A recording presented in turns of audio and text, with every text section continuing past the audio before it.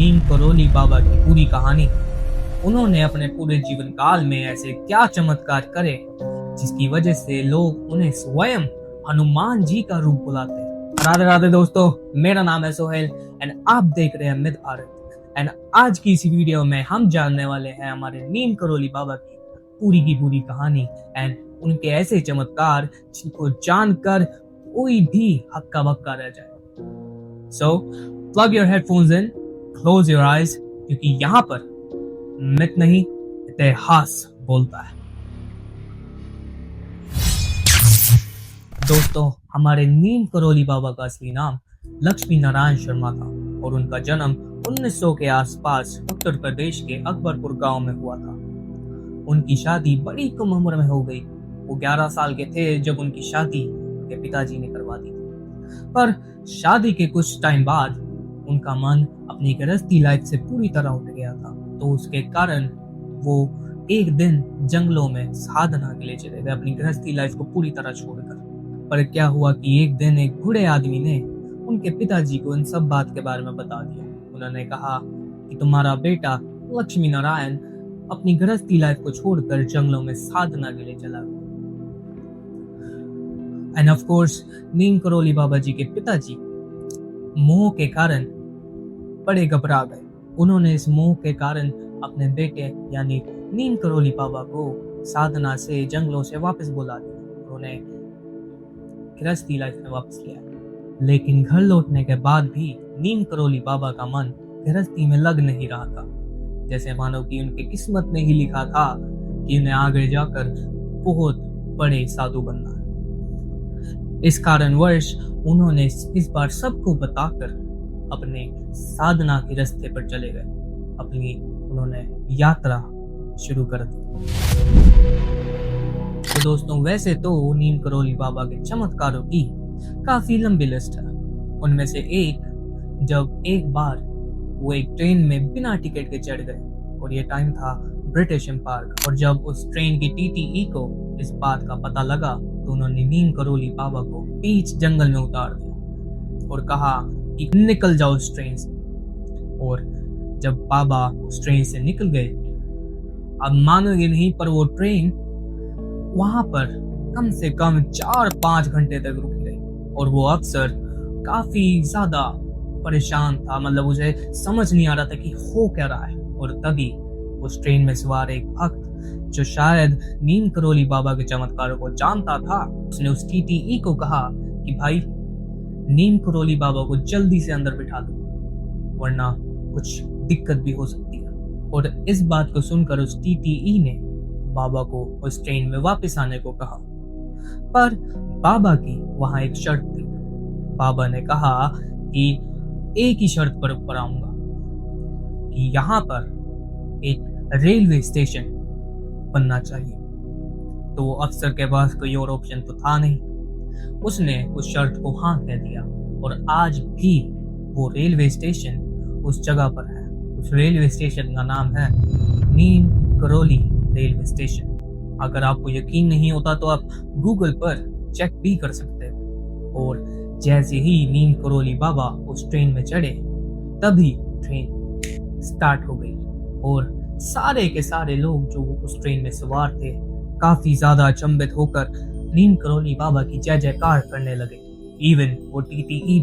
अगर आपको ये वाला चमत्कार कुछ ज्यादा अचंभित करने वाला नहीं लगा तो ये एक बार एक भक्त ने बहुत बड़ा भंडारा रखवाया था और उस भंडारे में काफी सारे लोग, काफी सारे संत खाने आए थे। पर वहां पर एक दिक्कत हो गई थी।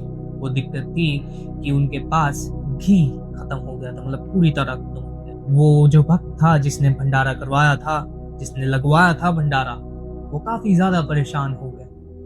तो उसे तो ये पता था कि नीम करोली बाबा काफी ज्यादा चमत्कारी बाबा है, तो उसके पास कोई और आशा तो थी नहीं।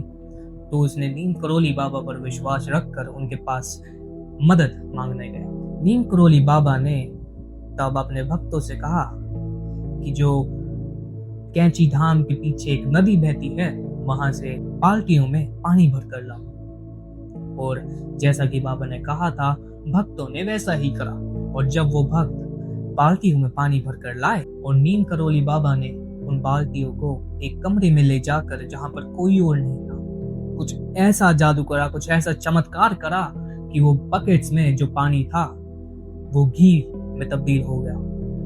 अब मानोगे नहीं, सोच कर देखो, जो पानी घी में बन गया।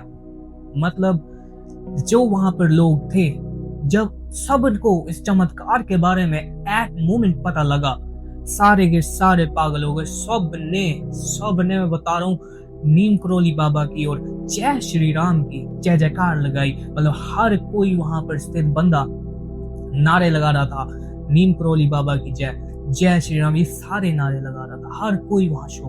दोस्तों, अब जो मैं आपको कहानी बताने वाला हूँ वो शायद आपने कहीं न कहीं सुनी तो जरूर होगी, पर ये ऐसी कहानी है जिसको आप जितनी बार भी सुन लो उतनी बार कम है। स्टीव जॉब्स, जिसने एप्पल कंपनी का निर्माण करा और बिलियनर बना, वो एक टाइम पर बिल्कुल बेरोजगार था। उसके दिमाग में कोई ऐसा आइडिया नहीं था जिससे वो सक्सेसफुल हो पाए। वो बिल्कुल ही बेरोजगार था। तो वो एक बार भारत आया और सीधा नीम करोली बाबा के आश्रम कैंची धाम गया। पर अनफॉर्चुनेटली उसके वहां जाने से 1 साल पहले नीम करोली बाबा अपना शरीर छोड़ चुके थे। और फिर जब स्टीव जॉब्स वहां आश्रम पहुंचा तो वहां की वाइब इतनी ज्यादा पॉजिटिव थी, इतना ज्यादा मतलब चमत्कारी वाइब थी, जिसकी वजह से जब वो वापस यूएसए आया उसके दिमाग में एप्पल का आइडिया आया, एप्पल कंपनी बनाने का उत्साह आया। और अब जैसे कि आपको पता ही है कि एप्पल कंपनी आज भी इतनी ज्यादा फेमस है, आज भी इतना ज्यादा एप्पल का मार्केट में दबदबा है। स्टीव जॉब्स ने खुद ही एक इंटरव्यू में कहा था कि बाबा के आशीर्वाद ने मेरी पूरी की पूरी जिंदगी बदल दी। और कैंची धाम में ऐसा चमत्कार है, ऐसी वाइब है, वहाँ ऐसी वाइब्रेशंस है जिसको महसूस करने से ही आपकी पूरी जिंदगी बदल सकती है। और तो और मार्क जुकरबर्ग, जो फेसबुक के फाउंडर हैं, वो भी एक टाइम पर बड़े ही परेशान थे क्योंकि उनकी कंपनी जो फेसबुक है वो डूब ही रही थी, वो बिल्कुल ही बैंकक्रप्ट होने वाले थे।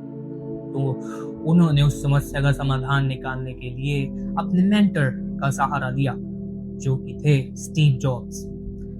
तो स्टीव जॉब्स ने उन्हें भी कहा कि तुम एक बार कैंची धाम जाओ, वहां तुम्हें सारी परेशानियों का सोल्यूशन मिलेगा। तो अपने मेंटर की बात मानकर मार्क जुकरबर्ग कैंची धाम पहुंचे। और आप मानोगे नहीं कि कैंची धाम एक बार होने के बाद, कैंची धाम पहुंचने के बाद जब वो वापस यूएसए आए, आप मानोगे नहीं कि मार्क जुकरबर्ग की कंपनी फेसबुक मिरेकलसली प्रॉफिट में आने लगी। उन्होंने पैसे बनाना शुरू कर दिया और आज मार्क जुकरबर्ग के पास इंस्टाग्राम भी है, मेटा भी है। मतलब मार्क जुकरबर्ग एक बिलियनियर। दोस्तों, मैं आपको एक और बाबा के चमत्कार के बारे में बताना चाहूंगा, जो कि एक ऐसा चमत्कार है जिसको सुनकर अगर आप इन सारी बातों को फिर भी मान लो कि हाँ हो सकती है, मे बी कोइंसिडेंस भी हो सकता है, पर आप ये वाला चमत्कार जब सुनोगे आपके होश उड़ जाएंगे और आप बिलीव नहीं कर पाओगे कि ये भी हो सकता है। दोस्तों, एक दाम्पत्य का बेटा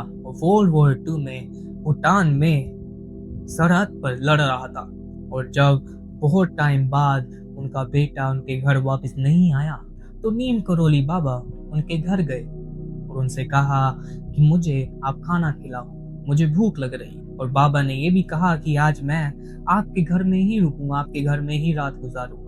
उन दाम्पत्यों ने की जितनी भी क्षमता थी उन्होंने नीम करोली बाबा की सेवा करी और रात को सोने के लिए नीम करोली बाबा को उन्होंने एक कंबल दे दिया। और देर रात को जब उन दाम्पत्यों की आंख खुली, उन्होंने ये पाया कि नीम करोली बाबा काफी ज्यादा करवटें ले रहे हैं, काफी ज्यादा दर्द में दिखाई दे रहे हैं। पर उन्होंने बाबा को उनकी नींद